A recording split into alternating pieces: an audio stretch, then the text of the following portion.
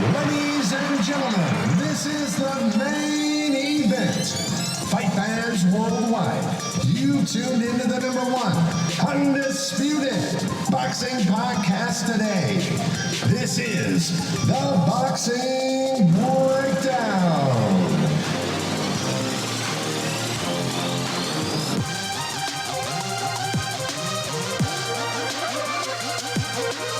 Now, your heavy-handed, hard-hitting host, Mark Roxey.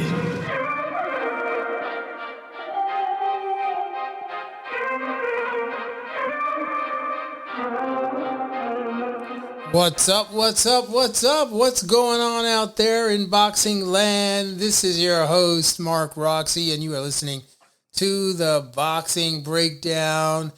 I'm delighted to be with you this evening, and I'm excited for this evening's show. We are on pins and needles, leading up to the excitement this weekend that's about to happen. So as you can see on the side of the screen, you can see that we are going to break down the Fury versus Wilder press conference.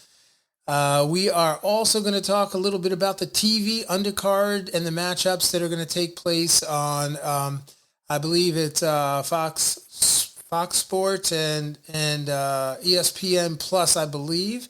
And then we're going to talk a little bit about the pay-per-view heavyweight cards, the undercards, actually. And then we're going to talk about the big kahunas, the big fish, the big cheese of this weekend, which is Tyson Fury versus Deontay Wilder main event. Man, it is going to be off the chain. And so without further ado, let's see if I can rum drum my good buddy and partner in crime, Mr. Harold Hunt. What's up? What's up? What's up, Mr. Harold Hunt? What's up, man? Oh, man. How you doing? I'm good, brother. How are you? Oh, man, it's going to be great this weekend. We got a lot to talk about. We do have a lot to talk about, man. We really, really do. And I'm just excited to get right chop into it. And I think it's going to be an awesome episode. And if you are listening on YouTube, if you're watching on YouTube, please make sure you join in on the conversation. Share your comments down below if you like. If you are there, it is pretty late at night. It's about 9:45 Eastern Standard Time, and yeah, man, if you're out there, just leave your comments, man, because we're going to chop it up, and we want to know what you think, our listeners. And if you're listening on Apple Podcast or anywhere you get your podcasts, please make sure that you share the podcast and subscribe so you can get the latest episodes right, a ringtone right to your telephone or wherever you are to know that we just released another episode of the Boxing Breakdown with my good partner in crime right here, Mr. Harold Hunt, bro. And yeah, man. Hey, Harold, let's get into this, okay? Okay. Let's talk about first of all, this is the joint card, right? It's a card that's being put on by, is it PBC and Top Rank? Yes, it's a Top Rank fight, and PBC people are involved in it.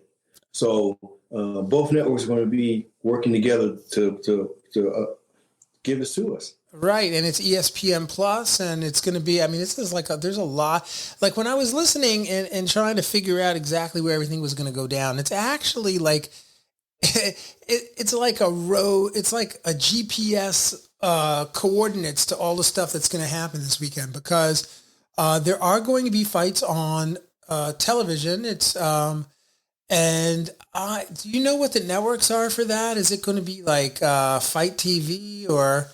are you familiar with what networks it's going to be? Because I actually couldn't really figure that piece of it out. But I know that. Yeah, go ahead. You got ESPN Plus. Yep. Okay, then you got regular ESPN. Then you got FS1. So they're all jockeying back and forth to get certain fights on free TV for the pay-per-view. Right. And then you've got pay-per-view, you've got Fox pay-per-view, right? And ESPN Plus, right? Okay. Yes. So those are the pay-per-view angles, and then the TV is the undercards are going to be held on TV, right? And then I guess they're going to say, okay, buy the fight, and you got to switch over and buy the pay-per-view, right? You're right. So let's talk about one of the fights that I'm really, really intrigued about. I'm really, I want to talk to you about the TV fight with Julian Williams, who's 27 and 2 with one draw, and he's got 16 KOs, right? Versus a Vladimir Hernandez, who's 12 and 4 with 6 KOs out of Mexico. It's like, I think it's a 154-pound division fight, and yeah, man. Do you know much about this fight, and what are you expecting? Well, Julian's coming back. He had a loss, and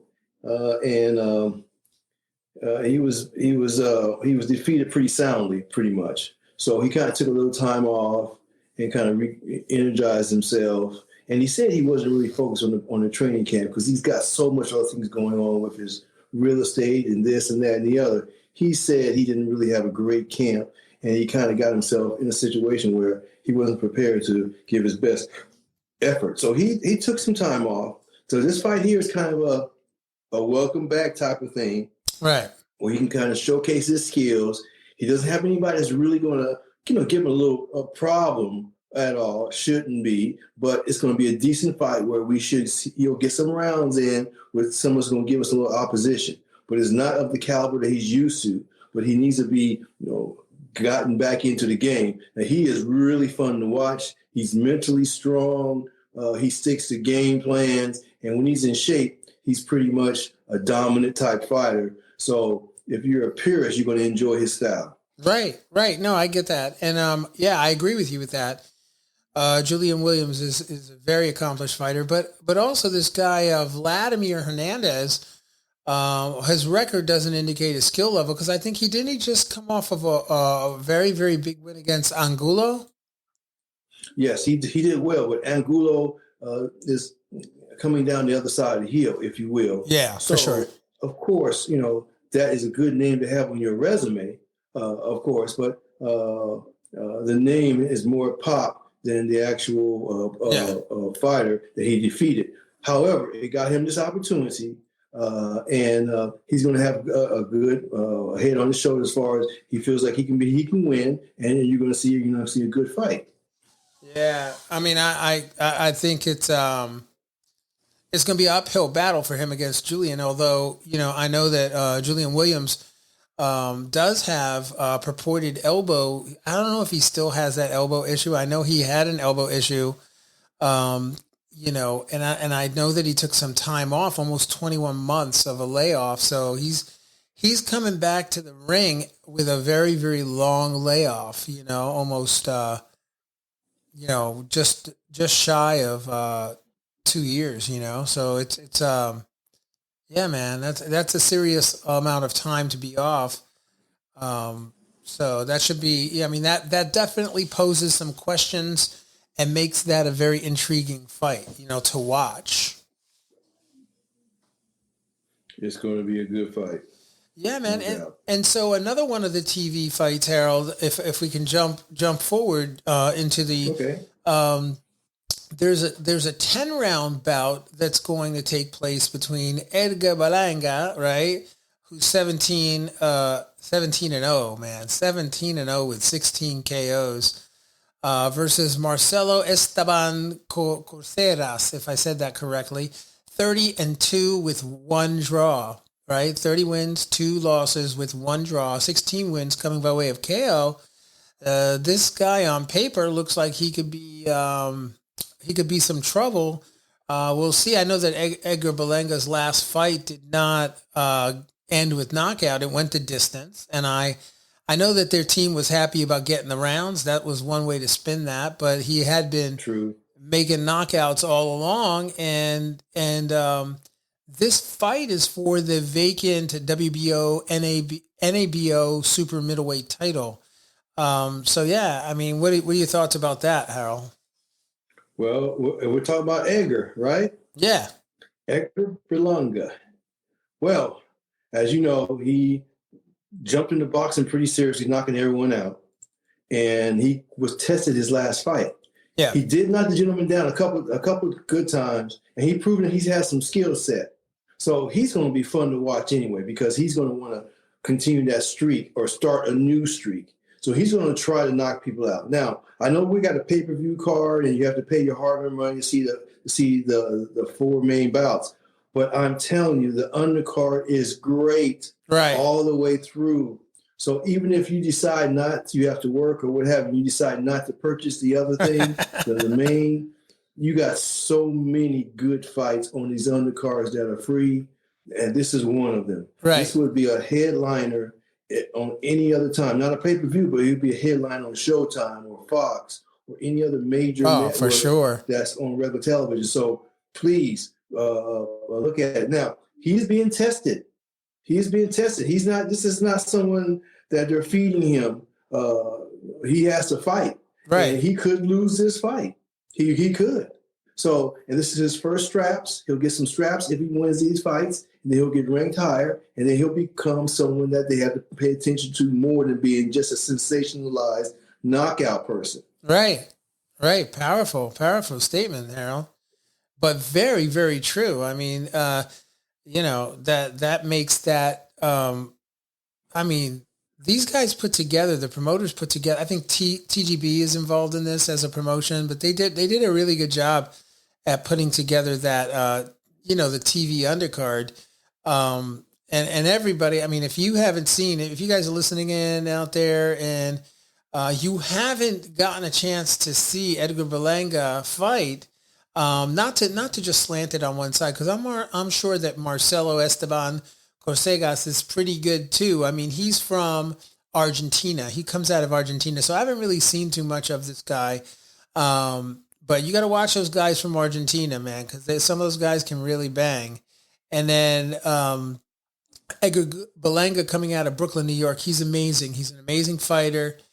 He just became a father, so the fact that he's a father now, he's got a lot to prove, a lot. He's fighting for his family, and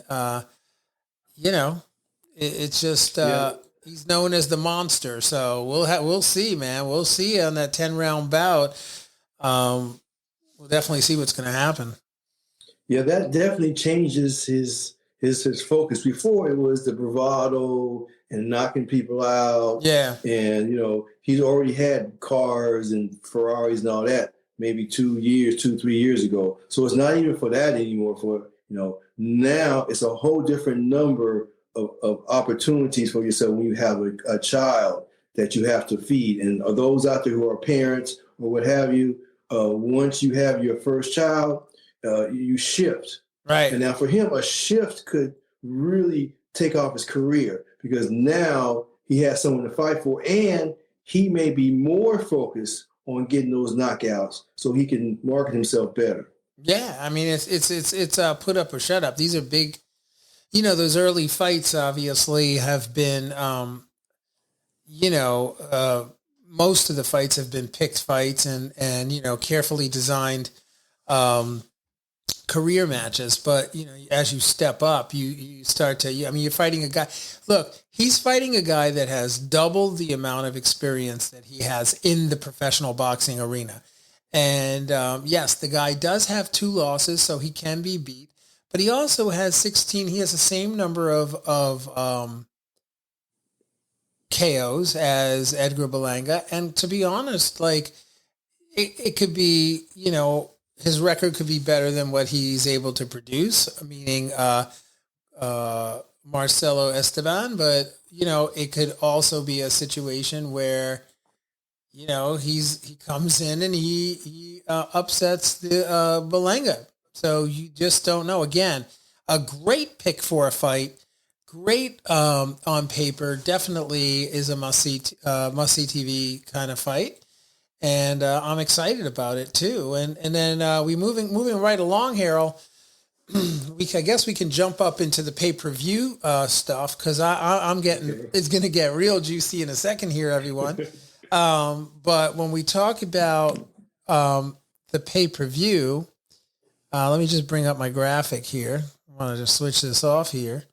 And yeah, so the pay-per-view, again, that it's a ESPN Plus and Fox Sports pay-per-view. I think it's 9:00 Eastern Standard Time, 6:00 Pacific Time is when the bouts occur. It's an all heavyweight action card. The undercard is all heavyweight. So I have a feeling this is going to be, they're going to do good numbers for this pay-per-view. And the first bout, Harold, I really love to talk to you about is this NABF heavyweight title. It's only a 6-rounder, but it's against, the much talked about, highly credited Jared Anderson, who's 9-0 with 9 KOs, versus a gentleman by the name of Vladimir Trechkin, who's 20-0 with 1 draw, and he's got 12 wins coming, big wins coming by way of KO. And so it looks like they have really put their money where their mouth is to create a real fight here. So what are your thoughts about this? Jared is called the real big baby. Now you have a couple other players, other fighters who have named themselves Big Baby. There's a basketball player named himself Big Baby, right? But he calls himself the real big baby. Now, Jared Anderson wasn't a football player or some other sport. He has been bred in boxing, so he has all the fundamentals. Right. Now, he is in a situation where he's knocking everyone out right now, and he happens to be one of the sparring partners for Mr. Fury. Supposedly, what we've been reading, Mark and I have saw that, he really gives Wilder good work. And right. Bob Arum uses a different term, as in good work, as in he's getting his butt kicked at times. Wow. And they have to kind of pull Jared off of him. Now, his opponent is Russian. Now, of course, the fare over there is a little different. It's kind of a stand-up style. They're not really moving off the jab and all that type of thing. So right. Him coming over here to fight Jared, he's going to see a little different style. It's going to be easy for Jared because he's going to be just a kind of a target type thing. His record looks good. He's a big guy. He's strong. He's going to move, but he's really not in a situation where he can really affect Jared too much because he's just not a mover. He's kind of plodding. So it'll be some nice target practice. Right. Yeah, no. Well, I mean, you characterize it as target practice, but, let's not forget this Trechkin guy, Vladimir Trechkin, is 20-0. He's true. 20 I'm not 0. discounting that. Right. But his opposition is nowhere near that 20-0 record that he garnered is not near the type of caliber that Jared is. Right. Nor has the style he's seen. So it's going to be totally foreign to him. I mean, he's going to train and what have you, but he hasn't seen this kind of movement or hand movement, or he's not going to see that over there, where he fights. Right. These fights that he's had.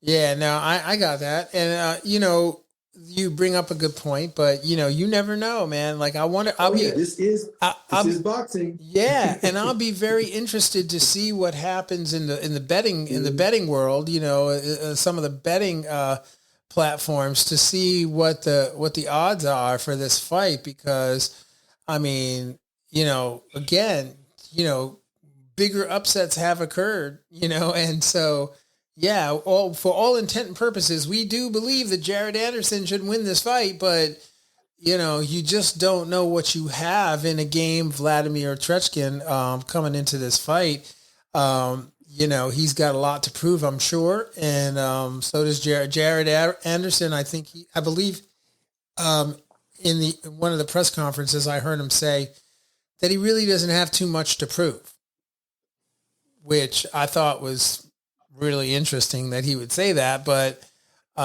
because when you only have a record of 9-0, there's a lot to prove. You've got a long way to go to get where you're going.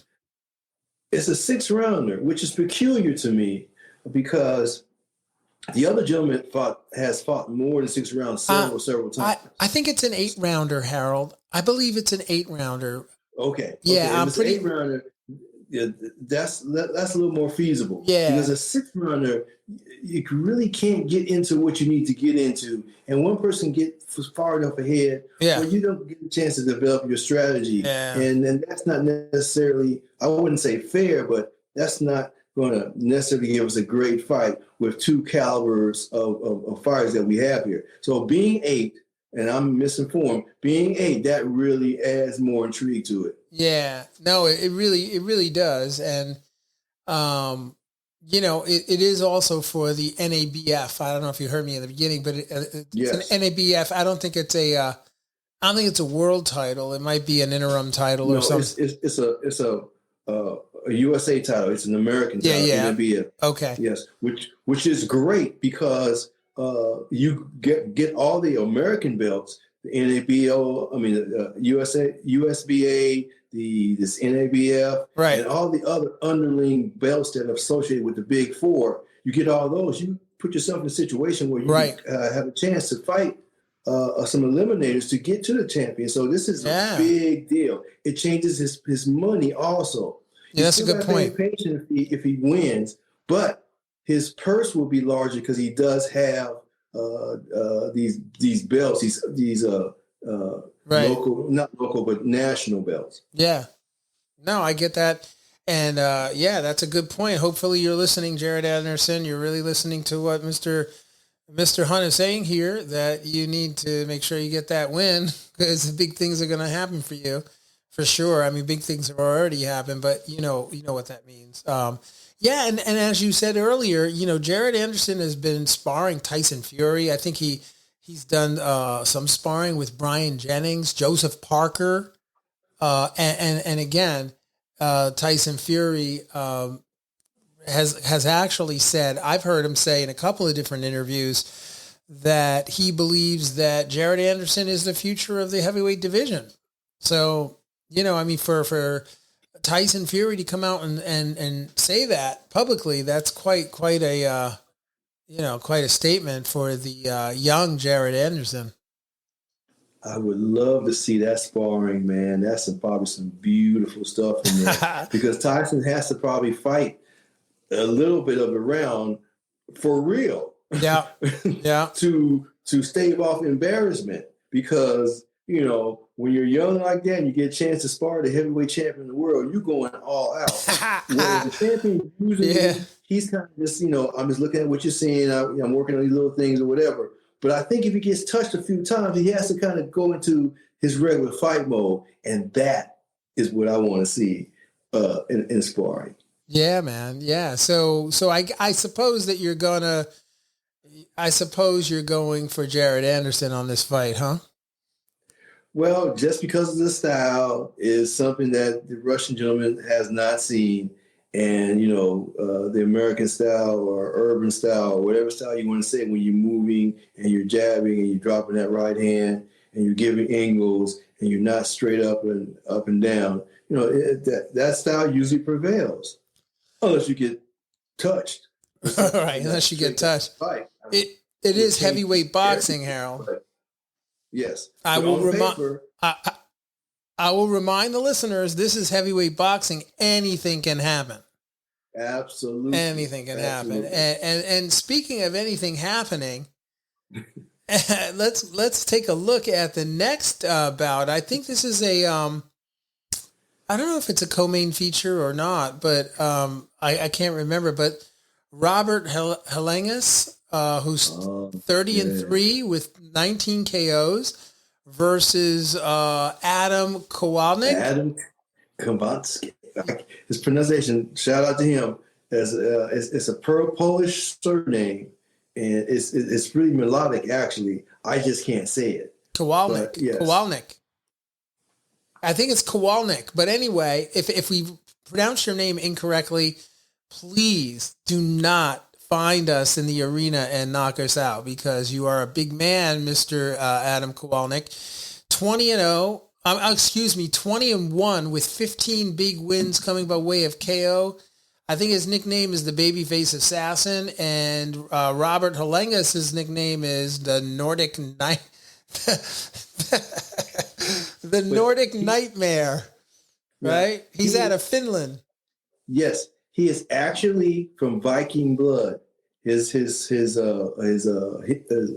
heritage is of the Vikings, the Norsemen of that century. Wow. He is a descendant of a Viking. There is no doubt about that. And he's played that in his marketing and that type of thing. Wow. So, that's pretty good. In that, as far as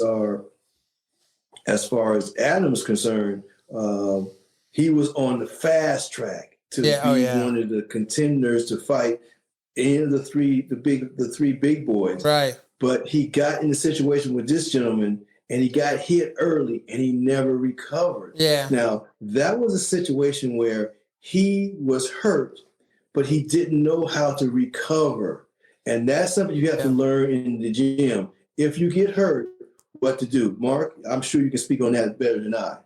Oh, yeah. I mean, we do all kinds of drills specifically designed for, to replicate what it feels like to get hit. And yeah, there's all kinds of things we do, and there's all kinds of conversations that take place. And sometimes in sparring, you might get rocked a little, and you might act a little typical for when you get rocked. And so not knowing what that feels like, sometimes it can come across as a very odd sensation. It can come across as a very, it's very disorientating if you're used to doing the hard hitting and you're not getting caught and you've never been touched like that.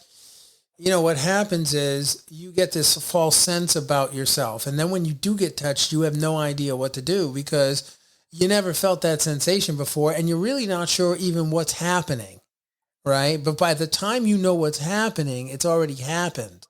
So it's a very peculiar kind of situation for those of you that are listening out there. But yeah, you really have to do a lot of work on what you do to, number one, not get in that situation where you are going to get, there's a difference between getting hit, right, or not winning a fight and really getting hurt. Not really competing, if you will. There's a difference, and so that a lot of that has to do with how you fight, how you what your game plan is, and if there is a game plan. Because some of these guys don't have game plans; they just go out there and do what they know works, and it works for a long time, and then it stops working, and then they don't know what to do, and which is kind of we'll talk a little bit about that shortly.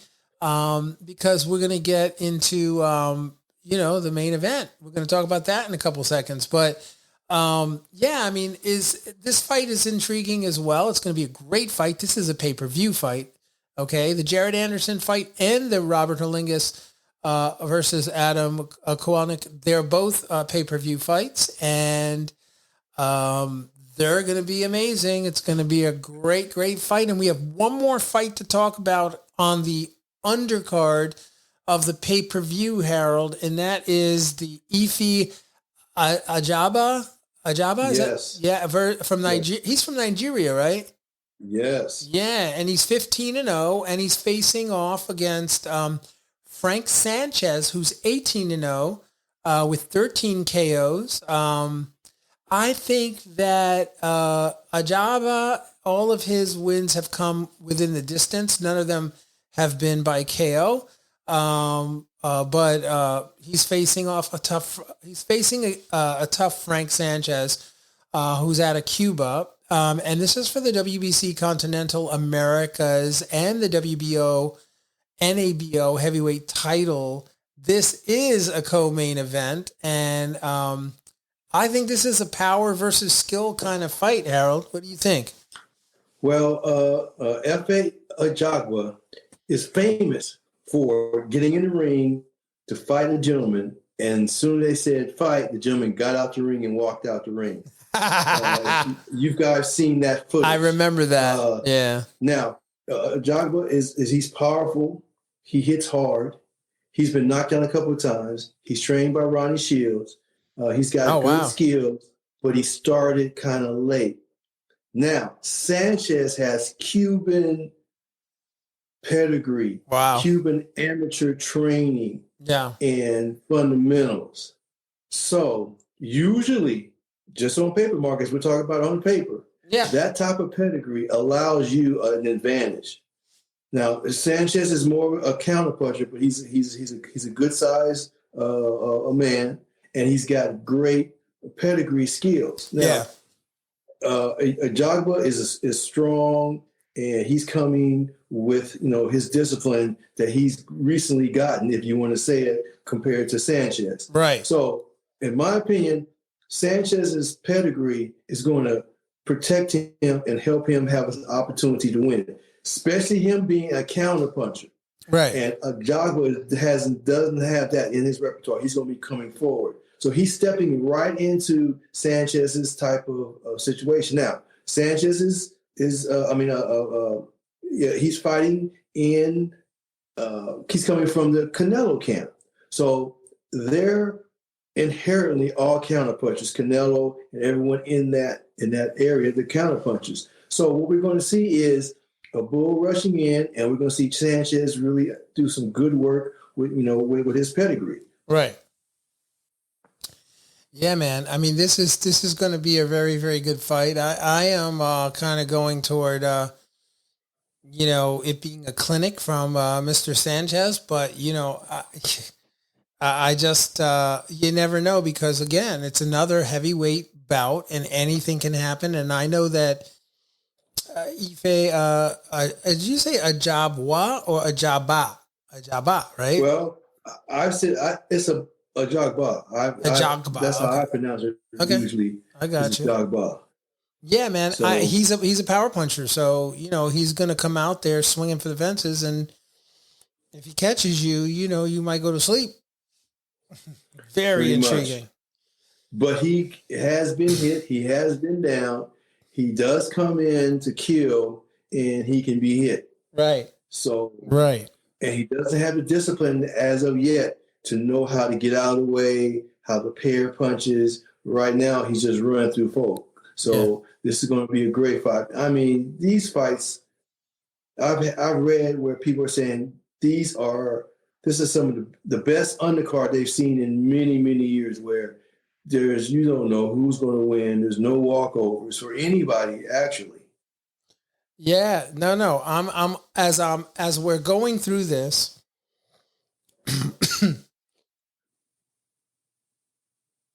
as we're going through this for like the third time, right? looking at all this, all these fights. I mean, these are solid fights. I mean, this is not they're breaking out all the stops for this card, man. Reminds me of the old school days, man, when Don King used to stack it. It's a stack. Ridiculous. It's stacked, all right, man. It's definitely stacked. I mean, you can't. I mean, if this doesn't produce an absolutely outstanding evening, I don't know what to say, man. Because this is, I don't know. I think it'll be on two platforms. You got the two political parties working together. They're using their fighters to oppose the other fighters. Right. The whole thing is a nice melting pot of all the stuff that boxing fans need to see as far as good quality fights, and everyone is shaking hands and working together on this. So it's just good. It's just really, really good. It's worth your money. It sure is. Yeah, and I remember us back in the pandemic days. I remember us having a podcast talking about why the promoters don't work more together, and it's just a blessing to be here and actually see this happening, for sure. For the boxing fans especially, for us, those of you that are out there, you're in for quite a treat if you get to buy this pay-per-view. And also check out the undercards. This is going to be an amazing, amazing card. And then, Harold, without any more waiting, all right, because I'm just like, I mean, I enjoyed that. I enjoyed talking about all those fights. But what I really want to do is I really, really want to talk about the main event, Tyson Fury versus Deontay Wilder for the WBC heavyweight title. That's what I really, really want to talk about. So come on, let's go. Let's go. Let's talk about this fight. Well, let's start with the press conference, okay? Yeah. That was really interesting, just the dynamic that was going on there. For those who watched it or who didn't watch it, simply they both came out, and Deontay came out first, and he sat down, and it was commentated by the lady host from PBC. Her name escapes me at the present time. They called Tyson Fury. It took him almost 5 minutes to come out. You couldn't write this stuff. So he came out, and, he had a suit on, and I'm sure you all have seen the pictures, what have you. But he refused to sit down. And she kept asking, will you please sit down? He said, no, I'm good. I've been sitting all the time. I want to stand up. Right. So it threw off the optics of the cameras. So the cameras had to stay back because they had to get all the fighters in the frame, for the optics. But because Tyson stood up, they had to stay back. So that kind of changed the way it looked. Right. Now, as far as his posture and what have you, he was very aggressive. He was like a panther in a cage, whereas Deontay was sitting on his stool and he was purposely scrolling through his phone as if to look very unenthused or uninterested. Uninterested, yeah. Uninterested, yeah, in the whole proceedings. Whereas every word was in his mind. He was listening and thinking and contemplating constantly. There was no way that he didn't hear or understand, or he just was very stoic, but he was taking it all in. Yeah. What did you see, Mark? No, I agree. I thought it was a battle. I mean, they were both they were premeditated about their entrances, right? So they both had that staged. I know that Tyson Fury, kind of went at Deontay Wilder for not wearing a shirt, copying him and calling himself a king when he's not really a king. And, it was just like a mental, it was mental gymnastics is what it was. They were just going at it with each other mentally. And everything seemed to be staged and premeditated. Like they knew what they were trying to do in that press conference, and, I thought it was, I definitely thought that Tyson Fury, if you want to go into the mental gymnastics, I felt that Tyson Fury really dominated the conversation. I mean, that was just my take. I don't know what you felt about that, but I thought that Tyson Fury was just, what does he call him? A dulcer or something like that? Yeah, you're big dulcer. Yeah, he just uses that over and over again. And he has been for like the last 3 fights or the last 2 fights. And now this one. So he just doesn't get off that I don't even know what that really means. And I don't want to know what a dulcer is, but let's just go with the fact that, he kept calling Deontay Wilder that, and he wouldn't get off of it, So what I saw and I enjoyed the most was Deontay attempted to be really stoic and silence is golden and what have you. Yeah. But Fury got him out of that, and he went into his dialogue. Now, he was forced to defend some of the things that he said about the gloves and the egg weights and this and that and the other. So when he opened that door, Tyson jumped all on. You shouldn't have fired Breland. You this, you that. I mean, he just gave him opportunity to poke at him. By doing that. Oh, the lady's name was Kate Abdo, and she's pretty good. But in a sense, she kind of lost control because they start over talking to one another. and she couldn't necessarily get them not to do so. She did her very best, but obviously Tyson was pretty much over talking her. Deontay was very respectful. He respected her stance and the whole thing. Right. But after a while, when it seemed that Tyson was uncontrollable by her, he went ahead and went that way, kind of sidestepping her authority. Yeah, no, I mean, I felt like she never had control. She never had control from the beginning of the press conference. I mean, he came in and he didn't want to sit down. So that was the start of it. He was like, nah, I think I'm going to just stand. I don't need to sit. I've been sitting all day.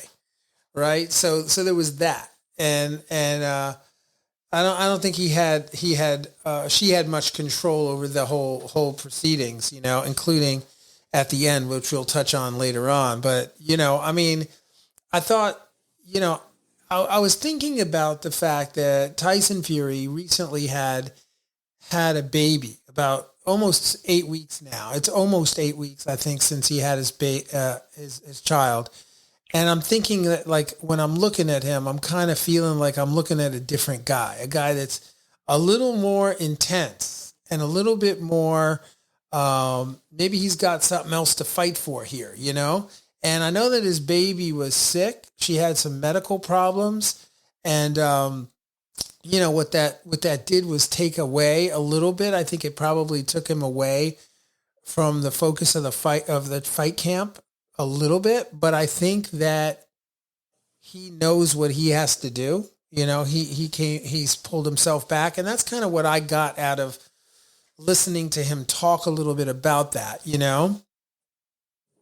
Yes, the child was premature, female child, and he spent a few days or so, by the side of the child. Yeah. But reports are, the child was never sick. It was just premature. And when you're premature, they just need to be sure that everything is functioning. Yeah. So there's no, at this time, there's no cerebral palsy or mental or physical defect or mental. It's just the baby came early. And that being the case, he has opportunity to focus, knowing that the child is normal. It just came a little early. Two of my daughters were premature like that, but they had nothing physically wrong with them other than they were small. Right. So once that hurdle is cleared, you have a decent. I mean, you're mentally you're okay, and that's where he is. He's mentally okay. The doctor told him this child is just small. No feeding tubes or breathing tubes. The child's just small. So the child will pick up that weight that they were just pick up because it was 7 months. Came out 7 months. It was only 7 months, not 9. Right. So I saw the confidence in him as you did. Yeah, I really did pick up on that. I mean, when you pay attention to the small details, sometimes the small details can be a big thing, going into a fight like this. And one of the other things that I also picked up on is thinking about the fact that Deontay Wilder has been out of the ring for almost 20 months now, right? It's been almost 2 years. And if my memory serves me correct, and that, he's been training the whole time though. And he's been training with Malik Scott, and they've been doing a pretty incredible job.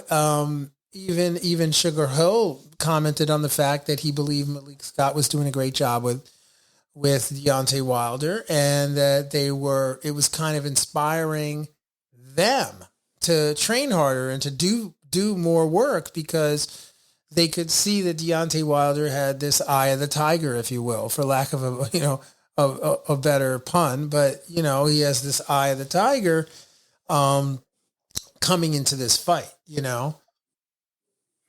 Well, you have revenge factor and get back factor. Yeah. And at times that understanding, that feeling, that drive can overshadow a skill set Yeah, oh yeah, for sure. that you don't have because you are so determined to get that get back.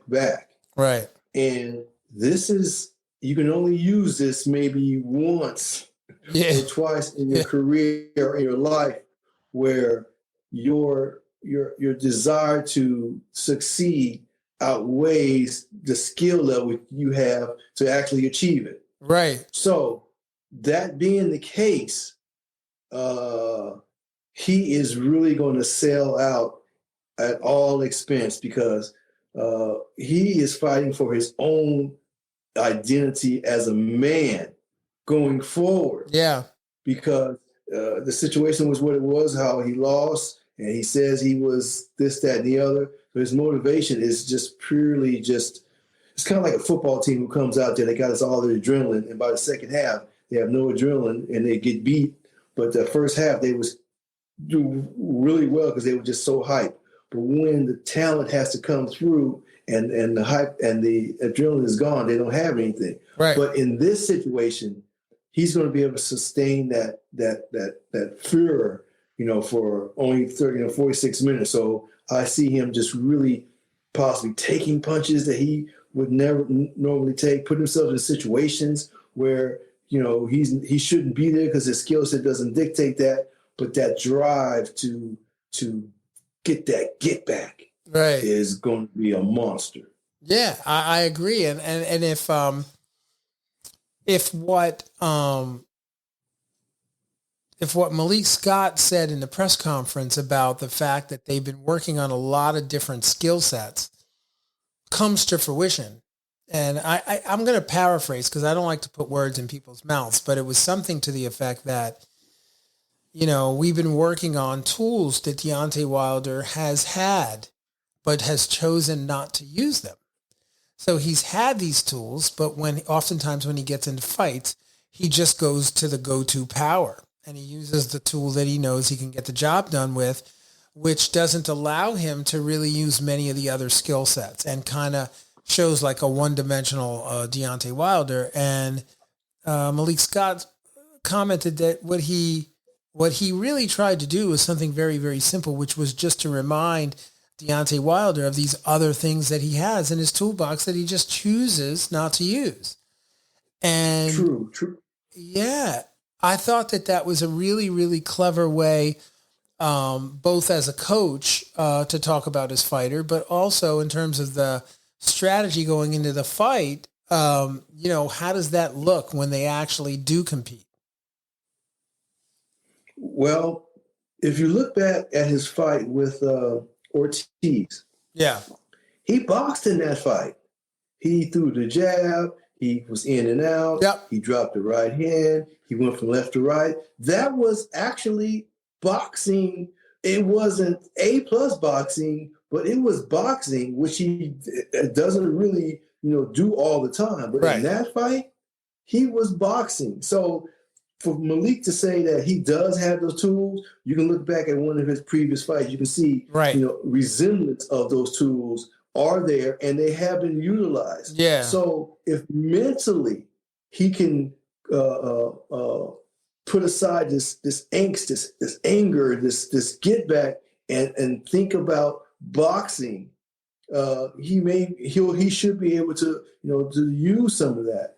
I'm just worried about the anger can overwhelm him, but he has a chance with the anger, so I can't really I think either way with it. Yeah, I mean, I think that Deontay Wilder has so much to prove in this fight. Although he did say in the press conference that he has nothing to prove, right? I get that. But, I'm sure somewhere deep-seated inside of his soul as a fighter and as a gladiator that he really has something to prove to himself that he can get the job done. So to say you have nothing to prove is maybe not completely accurate. I don't know. I mean, he said what he said, but at the end of the day, for him to be able to beat the Gypsy King, after coming out of 2 losses, I think it's a huge chance. It's a huge opportunity for him. And if he comes in hot the way he looks like he's going to, he could give Tyson Fury a run for his money for sure. And I think that is why this is one of the biggest fights of the year, if not the biggest fight of the year. I agree. We know Tyson has a skill set. We know he has a strategy to beat Deontay. We know this. We've seen him. He's stronger at certain times. He ragdolled him around in the second fight, just threw him where he wanted to throw him. Kind of just walked through him. He just kind of went in at him at his leisure. Actually, it was an easy fight for him in a sense. But this time, it's going to be just a little different in that the opposition, is going to be a little stouter, and opposition is going to, you're going to have to kill me type of thing. Yeah. I may be taking these punches I don't need to take. I may be in a situation where I got to take some just to try to give some, which is not my style, but I'm going to do this because I have this mandate that I must go through. Right. And sometimes some fighters, the other fighters say, that guy is just crazy. He's inhumanly crazy. I did my best. I'm a better fighter. But on that night, he just was like some kind of Superman, some kind of alien type thing. And I've heard fighters say that, that particular night, and they never recreate that. They're just motivated for that situation. So there's a couple of things I want to chat with you about. One of which is like, this to me, as I start to lay out the variables in this fight, I'm thinking that as much as this is a heavyweight fight, where anything can happen at the blink of an eye, the fight can change at any time during the course of this championship bout. However, I also think that this is also a fight that is going to be won based on who makes the correct adjustments. Knowing that these guys know each other, and knowing that these guys, both of these champions, have been in the ring with each other, and they have both made adjustments coming into this third fight, this is going to be, as much as it is a fight between Deontay Wilder and Tyson Fury, it's also a fight between Sugar Hill and Malik Scott. And I can't stress that enough, because the guys who make the best adjustments in this fight will most likely be the ones that win this fight, this third trilogy fight.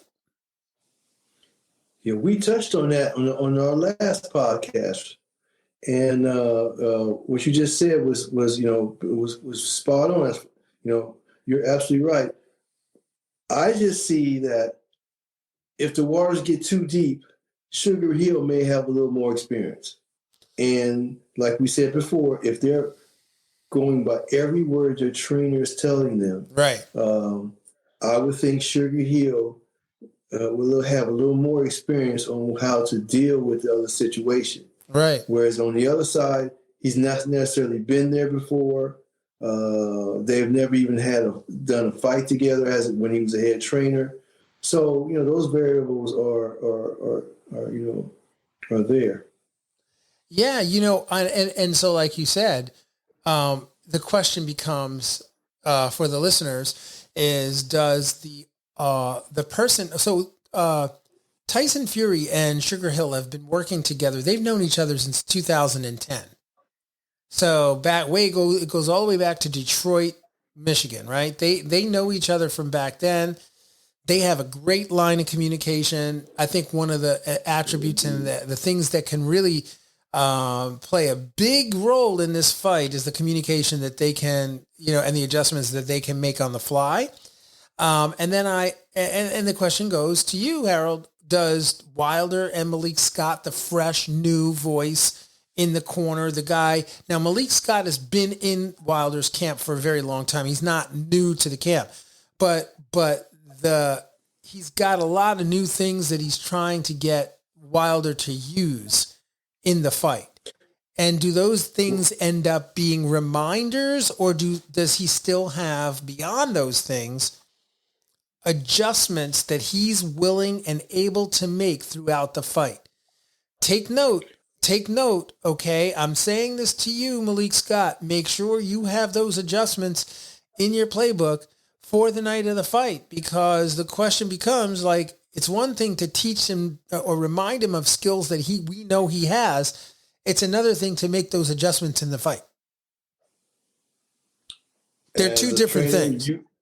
As a trainer, of course, that is, spot on for him. So I hope he hears you and he understands that situation. I've got to go all the way back to the very beginning for me, between Scott and Deontay Wilder. Deontay Wilder knocked him out early in their fight. Right. First round. They became friends after that. Yeah. Deontay Wilder's training at home. This could be a situation where everyone is a yes man, including Malik. So does Deontay respect him enough? Does he get enough discipline where he's going to feel that he has to incorporate this, right, so he won't disappoint his trainer? Or is he just his boy? Yeah. On par. That is the part that concerns me, because an old school trainer like Mark, if you train him, I don't care if you think we're friends, we're not. I'm the trainer. I am going to put you through the paces whether you like it or not. Yeah. I don't know if Malik is going to put Wilder through the paces because they are friends, and does he have the autonomy to put his foot on Deontay's neck and make him work? Yeah. Now, yeah. Good point, Harold. Very good point. You got the food and all that. Everyone's right there. So who really ran the show? Who is forcing him to work? Now, I say that to say this. In the fight, will Wilder respect his direction?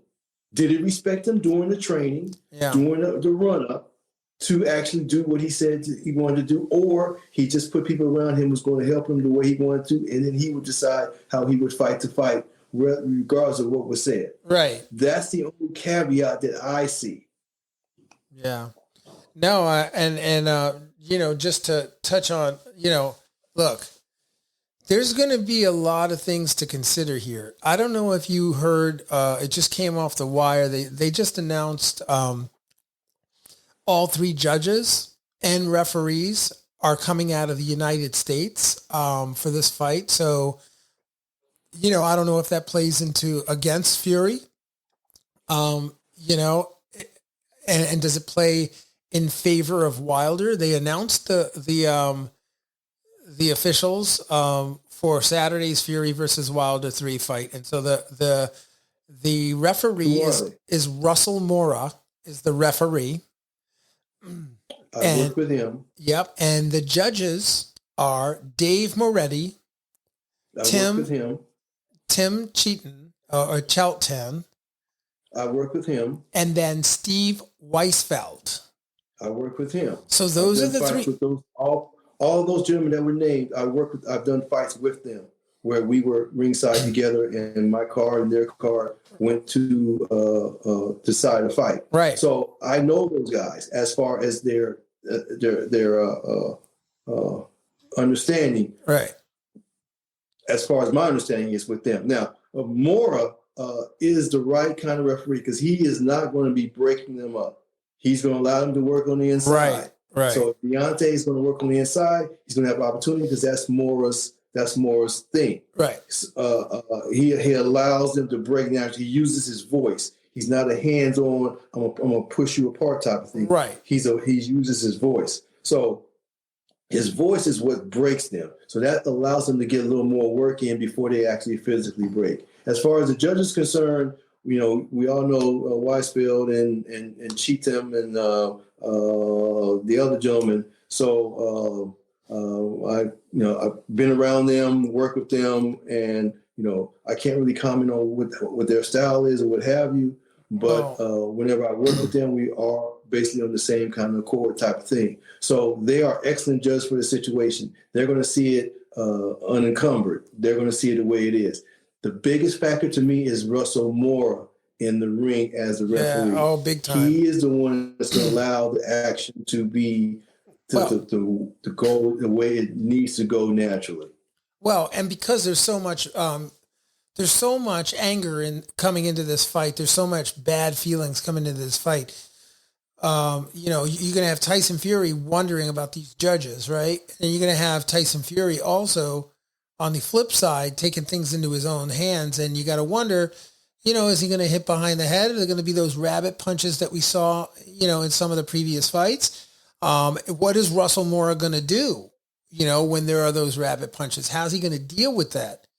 So there's going to be a lot of other variables going into this fight as well.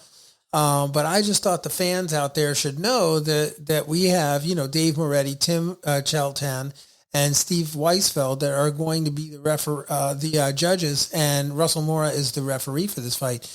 So that was just announced today, I believe, and just a couple of days ahead of the actual fight. So, all I'm saying is there's a lot here, man. And the one thing I wanted to say about the press conference is at the end of the press conference, like they talked about, meaning Fox and ESPN and PBC, everyone involved. They talked about the fact that they did not want a face-off, specifically because they did not have security on that stage. And Bob Arum was livid, man. He was out of control, livid at the end of that press conference because the young lady, what is her name? Kate. Yeah, Kate Aldo. Yeah. She actually called for a face-off, not knowing that they had already agreed that there would not be a face-off. So no, it wasn't like she meant like she did it anyway. She did. I don't think that they told everybody else, but they didn't tell her. And she's the one conducting the interview. And she didn't know that there wasn't going to be a face-off. Had those two faced off, they could have possibly killed each other the way that they were, it could have been another Canelo, Caleb Plant situation, and God forbid anybody got cut 2 days before the fight, Or a sprained ankle or a sprained wrist. Forget it. From pushing or anything could have happened. Yeah. The staging of that press conference was somewhat different. In boxing, they call the stage a dais. And the dais, in my opinion, wasn't set up properly. Miss Abdo should have been elevated. She should have been on a higher platform where she could look down on the other two. Now, she attempted that by having Tyson sit down, but she still just would have been eye level. I would have had her elevated some to create that air of I'm presiding over the situation. Yeah, right. And so that was minus, and because he didn't sit down, so it didn't really have the proper feel. I'm sure the publicists and everyone in the future is looking at all of this. And I guarantee the very next one that she does or is done in that situation will be set up completely different because she lost all control strictly because of eye level contact, of where she was placed, and all of that. So when she called for the face-off, I was surprised because there was no one on stage who could stand in between. Of course, they do something like that, Mark, as you know, it starts to get kind of theatrical, and you try to push everyone up. But there was no one to even play that role. Right. And I know she wasn't going to be able to kind of do that. So when it was called off, I was like, great. Yeah. I mean, I was just sitting there biting my fingernails going, oh my gosh, are these guys going to kill each other before the fight? Are we going to not have a fight because of this? And sure enough, they both exited the arena. They went their separate ways. Well, actually, Tyson Fury stayed on the stage calling him Badassa some more and, screamed at him as he was leaving the arena as Deontay Wilder exited the arena, so it was something, man. It was quite a spectacle. Well done. It was well done. If you're one who doesn't like authority, you don't like that type of control, that whole out of control that Tyson was exhibiting. If that's your personality, you loved it because he just was going against the status quo. I'm not sitting down. I'm going to scream. I'm going to do whatever I want to do. I'm not going to be, at all. Whereas another type of person likes the controlled animosity. When you get your turn, you can go off, and then when he gets his turn, he goes off. Yeah, and we get to see both sides instead of one just dominating the other. So it all depends on how the fans like their press conferences. Right. Yeah. Yeah. Exactly. So listen, Harold, we could talk about this fight all day long. Let me just remind you all, this fight is a pay-per-view event. It's on ESPN Plus and Fox pay-per-view, 9 Eastern Standard Time, 6 Pacific Time. And y'all need to get your tickets. Y'all need to go and get that pay-per-view and watch this fight. This is a historic fight. This is the golden era right now in this generation anyway. The heavyweight division is about to heat up. There is going to be one soap opera after the other for the next year or two.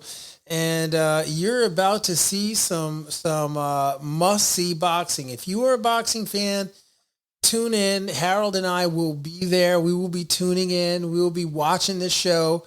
And it's going to be out of control. I hope that you guys have enjoyed being with us tonight. You've enjoyed the conversation about the Wilder and Fury mega match. And Harold, I just want to thank you for spending your time with the fans and with me. It's always a pleasure. And you add such insightful commentary, and it's wonderful to be with you. And I guess as much as I don't want to say goodbye to our fans for the night, I think it's time to say that's all for tonight, folks. So I hope you've enjoyed the show. Don't forget to like, subscribe, and share the Boxing Breakdown on YouTube. And do not forget to check us out on Apple Podcasts. If you're driving around in your car, listen to it. Listen to it in your car. We love to be with you. We love to take the ride with you wherever you're going. And tell a friend in the boxing community. We're growing the channel. We're growing what we're doing. And we're really, really pumped about being able to share boxing with you. So until next time, peace and love. On behalf of Harold Hunt and myself, we are out. We'll check you on the other side. Thank you very much for listening in.